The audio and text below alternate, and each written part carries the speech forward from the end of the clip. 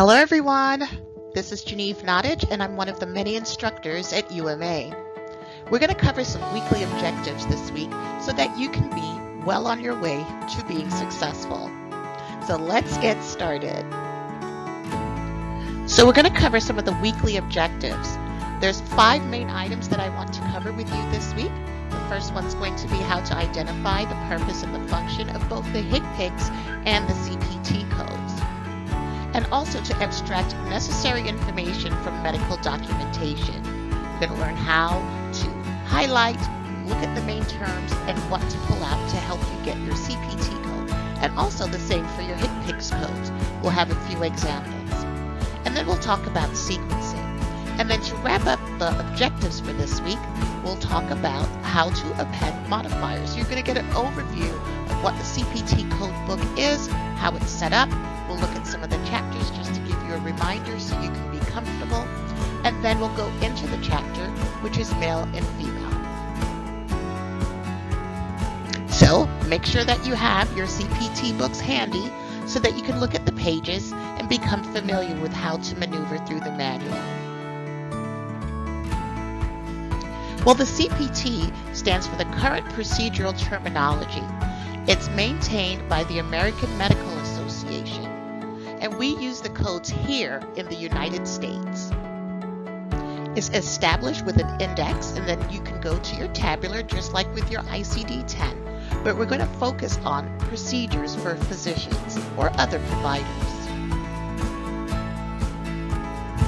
As we move through the presentation, you will notice that I do have in red page numbers where you can find updated information.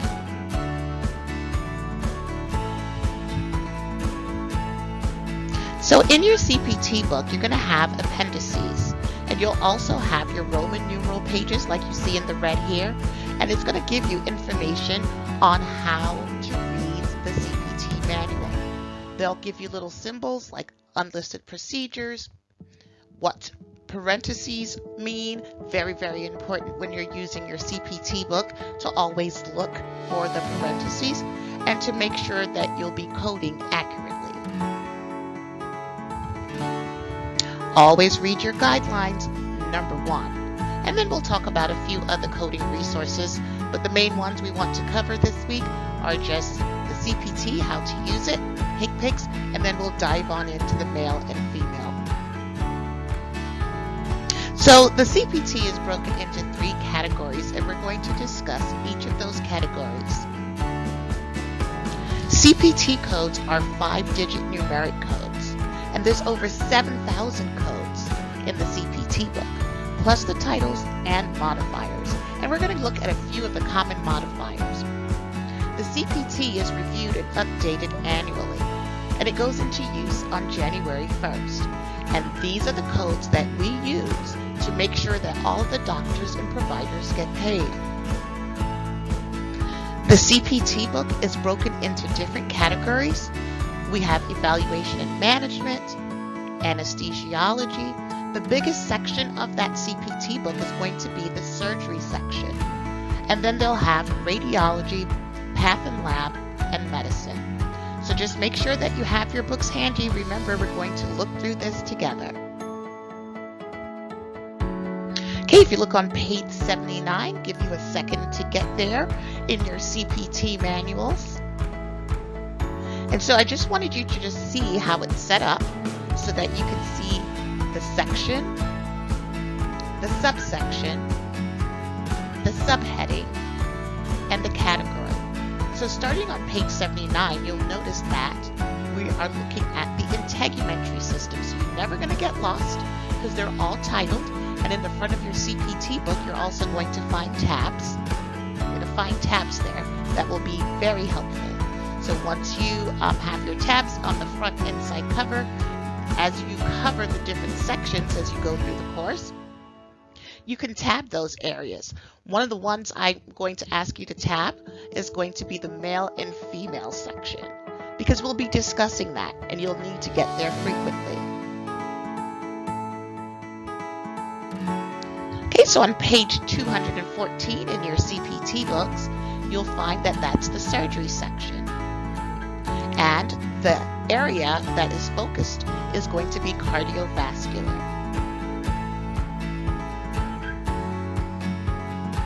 Category 2 codes. Category 2 codes are also in your CPT, and those are used for tracking. There's also tracking codes that are in the HCPCS book, and we'll touch on that just a little later.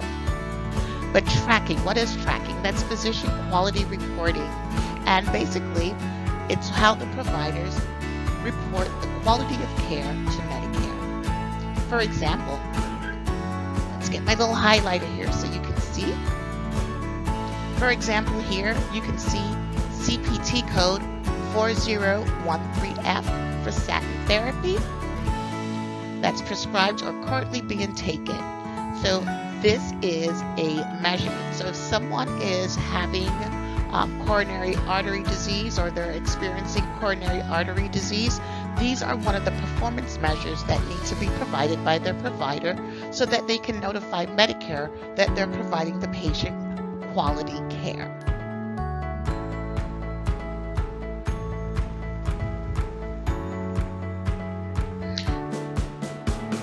There's always updates with CPT, HCPCS, and even ICD-10.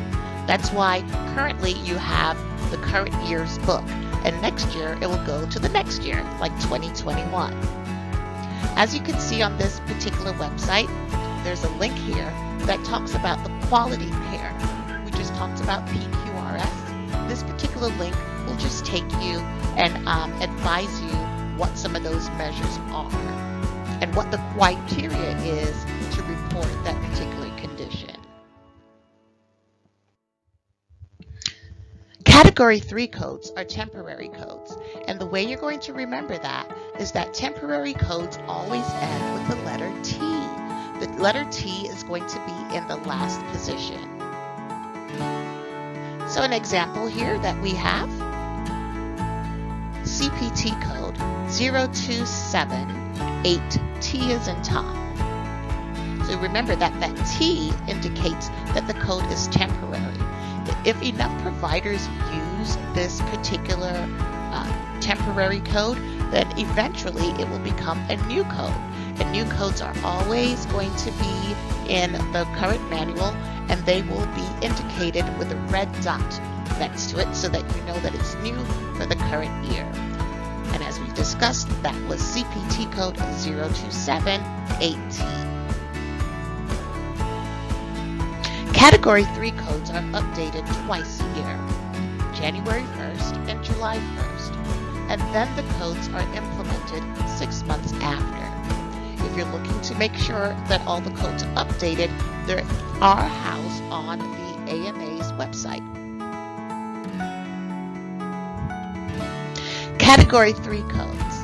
If a Category 3 code is available, this code must be reported instead of a Category 1 unlisted code. So what would you do with a Category 3 code? You can send it off, but usually those, when you're billing for Category 3 codes, you would also need to send the operative report explaining why a Category 3 code was used.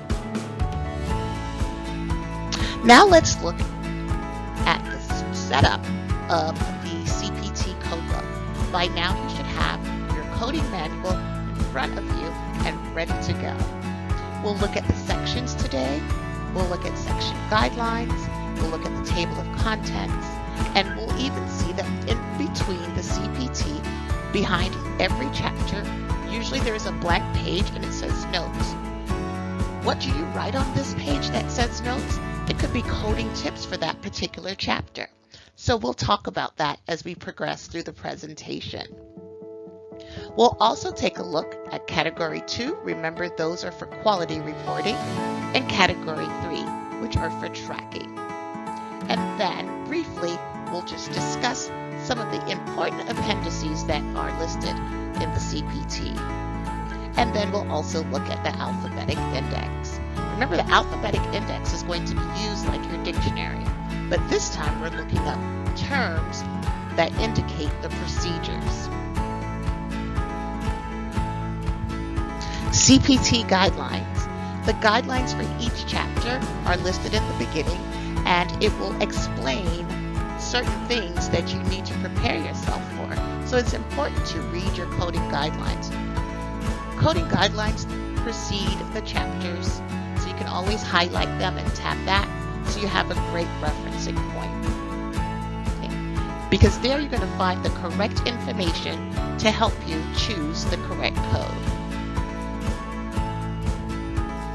Used throughout the book, which is indentations. You notice that I have all of the important terms I need you to become familiar with in red, so those stand out for you. So indentations, you can have your CPT, and you can always see that there's what they call a parent code, and the codes underneath it may be indented because they are dependent on the parent code. And we'll get into that in just a little bit. Also at the bottom of your page, you're going to see that there are code symbols or icons, and they will also have a little definition of what they mean. And I will stress this to everyone all the time. Before you select your CPT code, always make sure you read any instructions that may appear in parentheses below the code. So we were talking about the icons and the indentations. So for example, if you turn to page 79, you will see there's an indentation for CPT code 11001. It's indented. It also has a plus sign, yeah? But it's letting you know that you have to use CPT code 11001 in conjunction with CPT code 11000.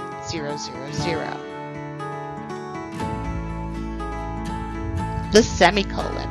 The semicolon, anytime you see the semicolon, it divides the description and the code into two parts. So there's a standalone code, or the common portion of the procedure, and then the indented descriptor. Again, this is like what I call the parent and the child. So the child is dependent on the preceding standalone code to complete the full CPT code definition.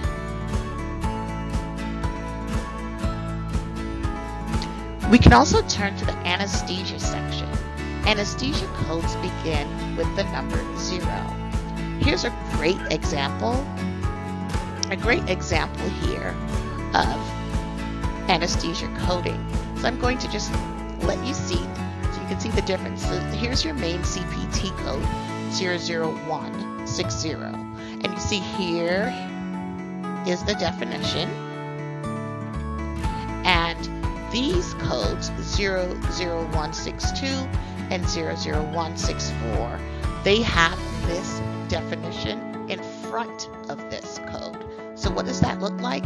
So if you're looking at CPT code 00162, you'll notice it has anesthesia for procedure on the nose and accessory sinuses. And then it will tell you that it's radical. So that's the complete definition of CPT code 00162. The add-on code. Please also note, anytime that you see a plus sign in front of the CPT code, that means that code can never ever be used by itself. Let me repeat that. Anytime you see a plus sign in front of the CPT code, it can never be used by itself. It lets you know.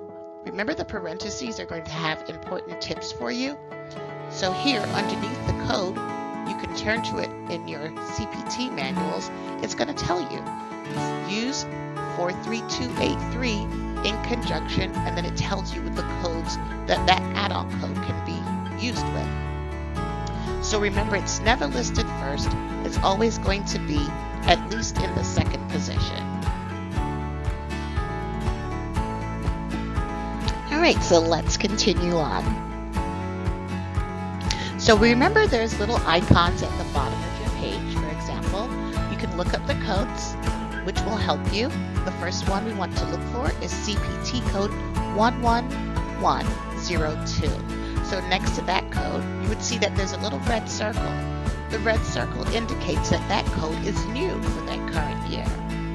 And then you may see a blue triangle to let you know that the code has been revised. Okay? And that's a green triangle. There's a blue triangle and then there's a green triangle. The green triangle actually means that the text has been revised.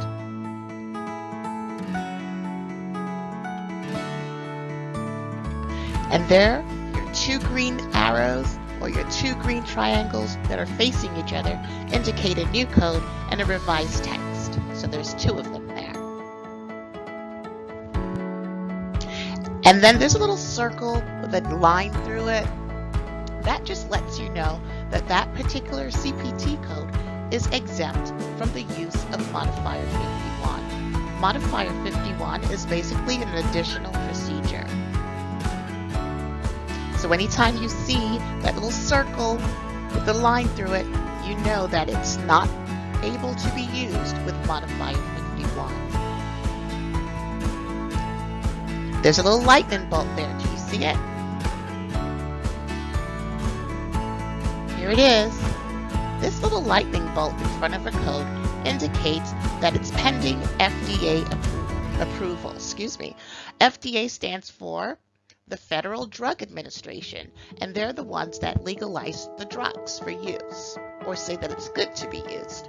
So if there's a particular technique or a vaccine or a drug that needs to be approved and it's pending, then you'll see this little lightning bolt in front of the code, which means it's pending FDA approval for vaccines.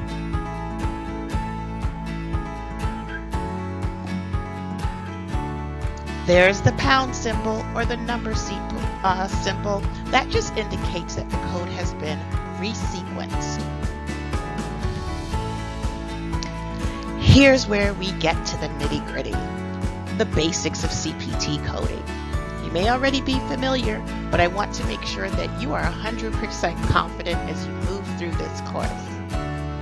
When you're looking up CPT codes or you're looking for information to help you find your CPT, there are 4 things you need to pay attention to. It can either be the condition or the procedure or service. I always say, what's the action? It's the verb. It's like what you do, right?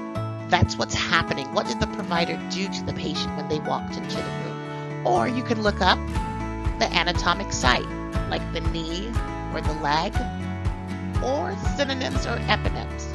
Even abbreviations will help you reach your CPT code destination. For example, let's do some practicing. In your CPT book, you can open it up to the index. Open it up to the index. Remember, the index is towards the back of the book. And you can look for the word ovary. Ovary is going to be the body part. And then the action would be biopsy. So there's a comma there between two codes, 49321 and 58900. So ovary of the biopsy, that means there's 2 options for that particular procedure. Okay? And so what you would do is you can go to that particular section. We're going to use 58900 and we'll look at that. That's part of the male and the female section, and we're going to get into male and female coding a little later. But what you would do is turn to the female section, or you can turn directly to the code 58900, and there you will see there's biopsy of an ovary. And it says unilateral or bilateral, so that means you wouldn't need to use a modifier to state that it's bilateral, because bilateral is already included in the CPT description. Separate procedure. A separate procedure is totally different. A separate procedure is a procedure that's not usually part of a major procedure. It's a procedure that's usually performed by itself.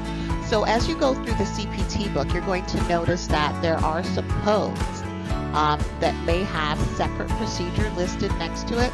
And basically what that means is that it's usually a procedure that's performed by itself. But if it is performed in addition to a major surgery, you want to make sure that you append modifier 59 next to that code to let the insurance company know that this was a actual separate procedure. Appendix A, we spoke about or have not spoke about modifiers. Modifiers, if you open the front and side cover of your CPT manual, you will notice that there are a lot of modifiers on the left-hand side of that page. Well, that actually the front and side cover, you're going to find the modifiers. Now, those are just a few of the modifiers. A full description of all the modifiers and their definitions are going to be found in Appendix A. Okay, Appendix A. And Appendix A is towards the end. I told you we'd talk about a few appendices. And they also give you descriptions back there. Modifiers are also found in your HCPCS manual. So some of the frequent ones that are used are placed in the CPT. So they can be found in both manuals. So it's a good job we're talking about both of those today. And some of them are labeled out for you. You have anesthesia modifiers, and then you have your CPT level 1 modifiers. And level 2 modifiers are going to be found in the HCPCS manual. Okay. And speaking of HCPCS, let's take a look at your HCPCS book. You have that with you also. It's the blue one, I believe. Carol Buck. So HCPCS are like CPT was all of your surgeries. HCPCS is basically going to be the devices or the equipment. For example, crutches. So if you fractured your arm, you're going to have your diagnosis from your ICD-10 book. If the provider did some type of adjustment or manipulation or reduction of the fracture, that's going to be found in your CPT.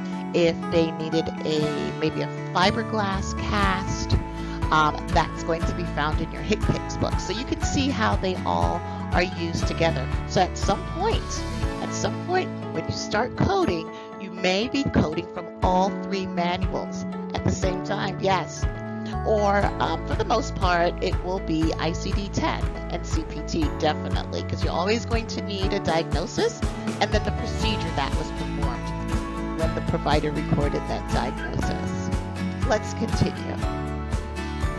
Okay, so some of the important HCPCS codes I've highlighted, and when I say HCPCS codes, HCPCS categories, right? HCPCS categories, I've highlighted those. Now, G codes are very important because G codes are used by Medicare patients, and G codes are found in the HCPCS book. So if you're ever reading a question and it lets you know that the patient is a Medicare patient, you want to make sure that you use the HCPCS book for your answer.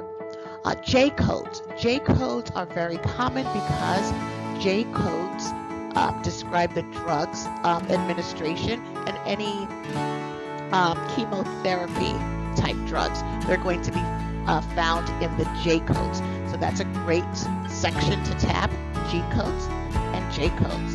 And S codes are used for commercial insurances. Yeah, commercial insurances are going to be like Blue Cross, United Healthcare, Cigna, and more, many more. And then you have T codes.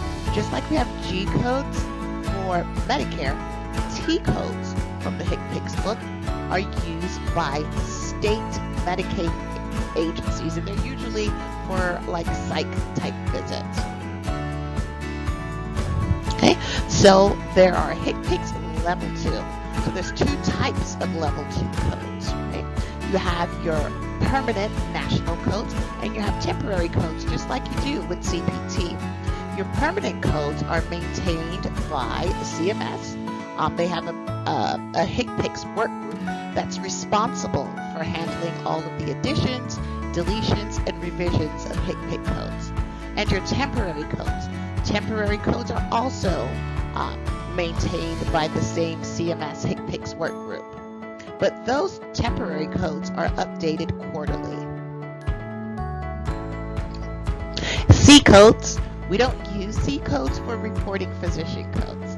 So they're not used for reporting physician coding. Those are for hospital outpatient departments like the emergency room or a ASC, otherwise known as an ambulatory surgical center. Dental codes, ever wonder where all of those codes are housed? Well, your dental codes are housed in the HCPCS manual. And as you can see here, they're copywritten by the American Dental Association. So they're responsible for additions, deletions, and revisions made by the ADA. E-codes, I would go ahead and say E-codes is another great section to tab in your HCPCS book. E-codes are where you're going to find all of your durable medical equipment. And those are filled, just like you have a prescription for medication once you're sick. If there's a cast that needs to be applied, a fiberglass boot, the physician would write a prescription for that. Remember, like if we were treating the fracture, and that would be sent to the DME provider, and they would actually fill that prescription and make sure that that boot be covered for the patient. And G codes, remember what G codes are for? Yes, G codes are for Medicare. Medicare patients use G codes. But you're also going to find procedures and professional services, and they're going to give you a modified definition. And as you can see here, you have your code range for unilateral or bilateral. Well, your Medicare services are going to be found in HCPCS. Let me just point something out to you here, just in case you didn't notice. In the CPT book, these particular codes would equate G codes in the HCPCS. So if a patient had this particular procedure, it tells you for Medicare, see HCPCS code G0412 through G0415, which is over here. And in the HCPCS book, they may give you vice versa, so they can kind of refer you. But just remember, if it is a Medicare patient, you want to make sure that your answer begins with the letter G. G codes, they're also going to represent PQRS. Remember, we talked about physician quality reporting in CPT. There's also a section for quality reporting in the HCPCS manual. H codes. H codes are used by state Medicaid agencies, and those are for alcohol treatment services and drug treatment services. So H codes for Medicaid, but for alcohol and drug treatment. And there we are, J codes. J codes are for your drugs. For example, you have to make sure that you pay attention to the units that are used. See, this has 24 units. So what that means is this particular HCPCS code here, J0561, it tells you it's an injection of penicillin. It tells you the amount of units. So that code equals 100,000 units. But if the provider orders 2,400,000 units of penicillin, then you need to report that code 24 times. So that's why you see here J0561 times 24. So it's very important that we watch for the quantity. And S codes. Remember, S codes are temporary codes, and they are not for Medicare claims. So S codes are temporary national codes, and they're not used on Medicare. Commercial payers such as Blue Cross, United Healthcare, or Cigna, they're the ones that are going to use these S codes. So just like with CPT, your HCPCS are going to have your bullet points and triangles. Just make sure you look at the bottom of the page, just like with your CPT manual, for your icons, and so that they can provide you with the symbols and the description. Again, just like ICD-10 and with CPT, you're going to find an alphabetic index in the HCPCS and also a tabular section in the HCPCS. Just like with CPT, there's also modifiers or appendices that are found, within the appendices. You're going to also find appendices for the table of drugs, any type of Medicare references, and what's great, and no one usually pays attention to this area, but there's also abbreviations and acronyms that can be found, even place of service codes. Place of service codes can also be found in your CPT manual. HCPCS Level 2 modifiers. So remember, modifiers are used a lot in CPT, but modifiers such as RT and LT are actually HCPCS modifiers. But because of their frequent use, they're also listed in the CPT manual. So you see, you have RT for right, LT for left. They even have modifiers to identify the fingers. And then you're also going to find table of drugs. Do you remember what the drug codes begin with? I'll give you a second. Yes, drug codes begin with the letter J. And you can turn to your drugs once you've tabbed. Remember, they begin with J, so you can tap the J's. And there you're going to find that the drugs are listed by generic name, but they are going to be listed also in alphabetical order. And remember, you have to pay attention to the dosage and the units that are being administered. Also, the route of administration, because it could be intravenous or intramuscular or subcutaneous. It could be oral. So always make sure when you're reading if drugs were prescribed or if they were administered, what the route of administration was, so that you will arrive at the correct code. Here's an example. Let's get your HCPCS book out. Okay. So Lanoxin. Remember, if you turn to Lanoxin, it's going to say digoxin, which is a heart medication, just so you know. It's a heart medication, and you can also look up this codes because it tells you digoxin. So you'll go to your table of drugs or your drug codes beginning with J, and then remember it's in alphabetical order. So now you're going to look for digoxin, and then you'll see what the dosage is. So it has HCPCS code J1160 up to 0.5 milligrams.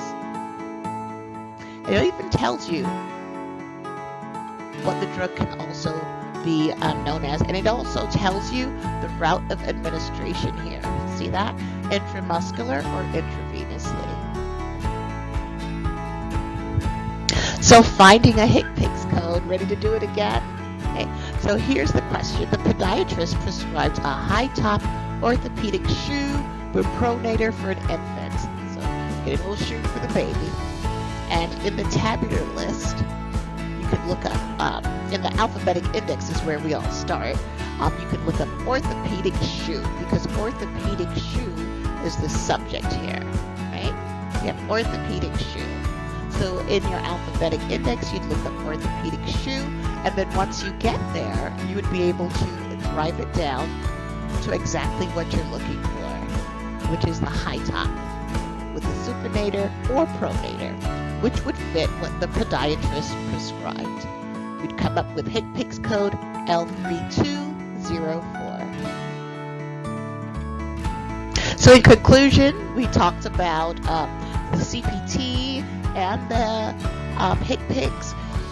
The HCPCS is going to be the smallest book out of CPT and ICD-10. It's the smallest out of all three, but you still need to pay attention when making your code selection. CPT Global Surgical Package. Going back into that, what does that mean, a CPT Global Surgical Package?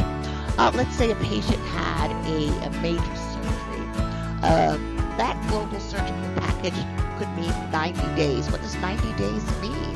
That means if they go to see the provider within that time frame, within the 90 days after surgery, those services are included in that surgery reimbursement.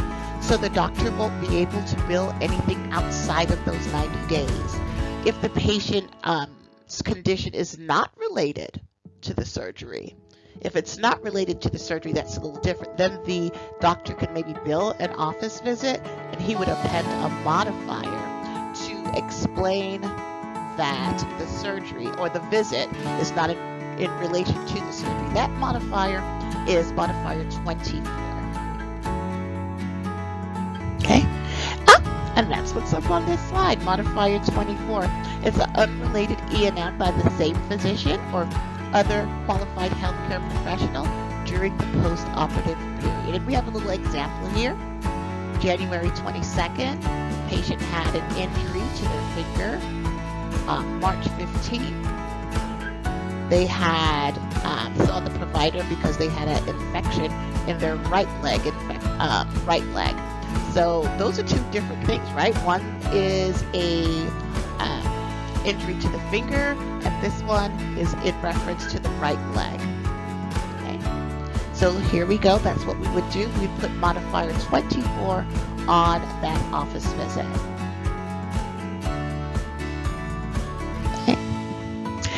Modifier 25. Modifier 25. Let's say you go. It's modifier 25 is an evaluation and management or an E&M modifier, and basically what that is a modifier for office visits. So if something in the office is done in addition to the actual office visit, this is the office visit here, 99213. If something else is done, which something else was done, because this code comes from the integumentary system, then we would put a modifier 25 on the evaluation and management code so the insurance company knows that something else was done other than the actual office visit. Modifier 57. Modifier 57 means that the patient is going to have surgery within 24 hours. So this code, this modifier is not appended to the surgery code, which is down here, but appended to the emergency room. It could be also a provider's office. You could have been at the doctor's office and he says, go to the hospital. It's important that you have this surgery within the next day or so. And so you would append modifier 57 to the evaluation and management code. And as you can see, there are other modifiers such as 58, which is basically stating that the procedure is staged. What do I mean with modifier 58? Let's say someone had a biopsy of the breast and they were going to come back and maybe get a mastectomy. So 58 is telling the insurance company that we know they had a procedure, because remember, they may try and tie it into that global package, but modifier 58 is saying this is done in phases and this patient will be coming back for the other procedure. 78 and 79 are modifiers if the patient has to go back to the emergency room or to the operating room for surgery. One of the modifiers 78 is stating that it's related to a procedure that they just had within that global package or those global days. And 79, modifier 79 added to a CPT code is stating that it's unrelated to the procedure. Here's an example of the stage, the breast biopsy and the mastectomy. That's when you would use modifier 58. For example, if they had it on March 2nd and then on March 6th, they came right back. So 58 is letting the insurance company know that it was actually staged. 78, here's an example. They had a gastric bypass, but then they came back because they had an hernia. Okay? But this 78 is related. It's related to the gastric bypass. And 79 is stating that it is not related. Here they had amputated the finger, but in March they amputated below the knee. So that's two different areas, so it's unrelated. Lots of information today. The great thing about the presentation, guys, is that you're able to just pause, make notes in your book, and then come back to it. And that's very helpful. And here's a few more surgical modifiers. 50 means bilateral, 52 means reduced. 52 is basically like if your CPT code states that the procedure is bilateral, but the provider states in his documentation he only did it on the left side or on the right side, that would be an example of when you would have had to modify 52. 22, modifier 22, if let's say a surgery usually lasts maybe an hour or so, and the patient had surgery maybe in the abdominal area, but in order for the provider to do the surgery correctly, he maybe had to get rid of some adhesions, which maybe incurred an additional amount of time, right? If it incurred an additional amount of time, the provider may be entitled to receive additional compensation for that. So he would append modifier 22, but he would also need to send a copy of the operative report. Okay, this is just an example of modifier 22. You can pause this and read this right there. Wonderful. Here's an example, modifier 50. Remember, if the CPT definition states that the procedure was performed on both sides of the body, then you don't need to append modifier 50. But if it does not, you would append modifier 50. There's different ways insurance companies may want you to submit that, so you'd have to clarify. Right now on the screen, you can see there's two examples, right? You have 50 on the second CPT code, or the 2-line. You can have RT and then LT on the same procedure code. Okay? And here's an example on the usage of modifier 50.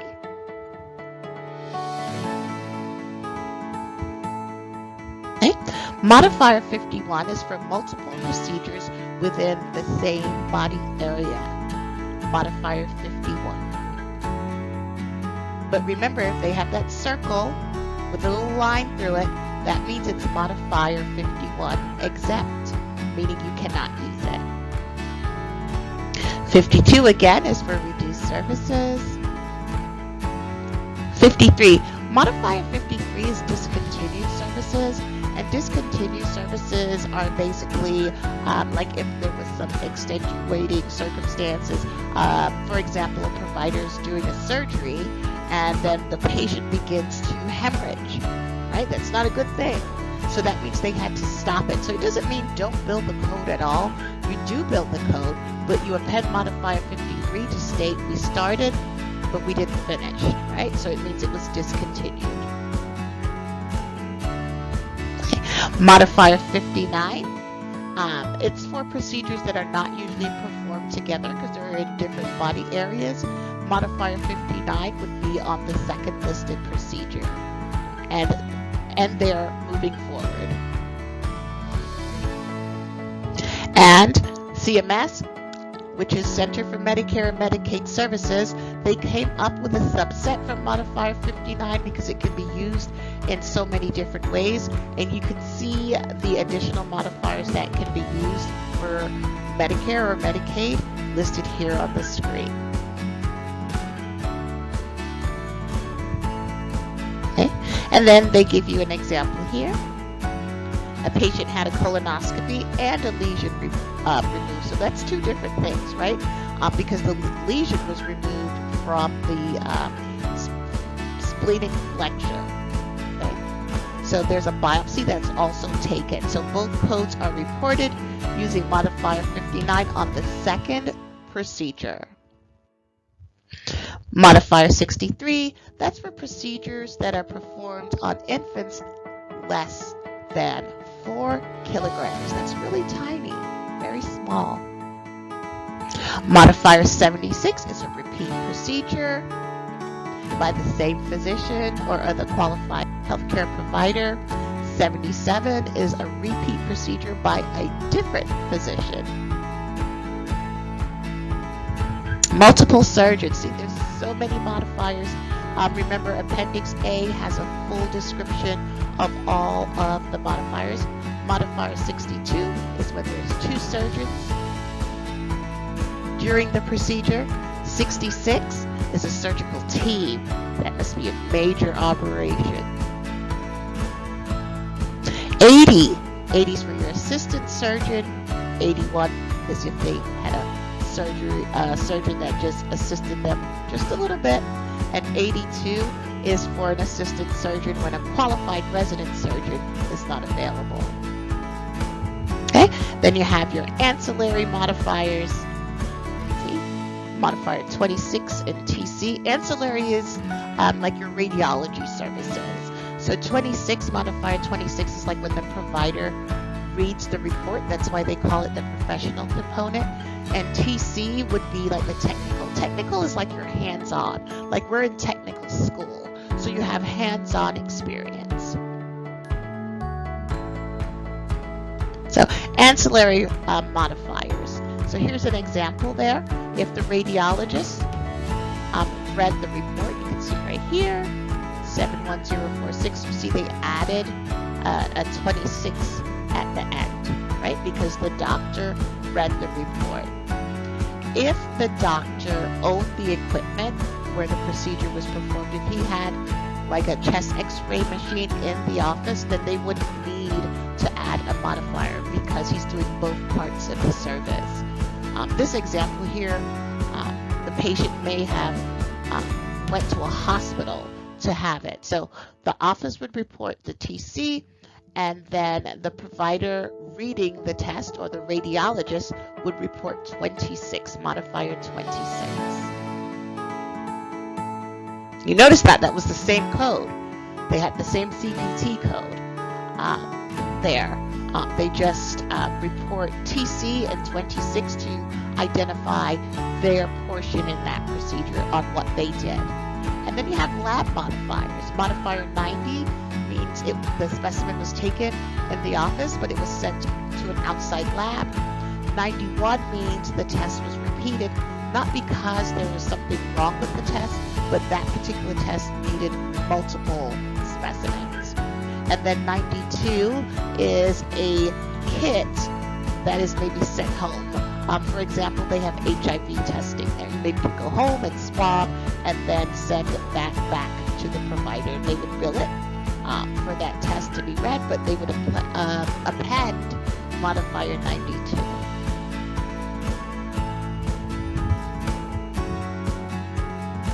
And here we have our anesthesia modifiers, right? 23, which is unusual anesthesia. 47, anesthesia administered by the surgeon. And P status modifiers. P status modifiers are basically P1 through P6. And what a P status modifier is the patient's physical status at the time of surgery. Lots of information. So, as you can see, we were able to just kind of briefly talk about, let's see, we talked about HCPCS, and we also spoke about CPT and the information that is needed to successfully code for these manuals. It's important that you read and make sure you pay attention to all of the parentheses and to see if there's any other tips or techniques that you could use to help you arrive at the correct code. So I'm so glad you joined me today. Thank you, everyone. Have a great week.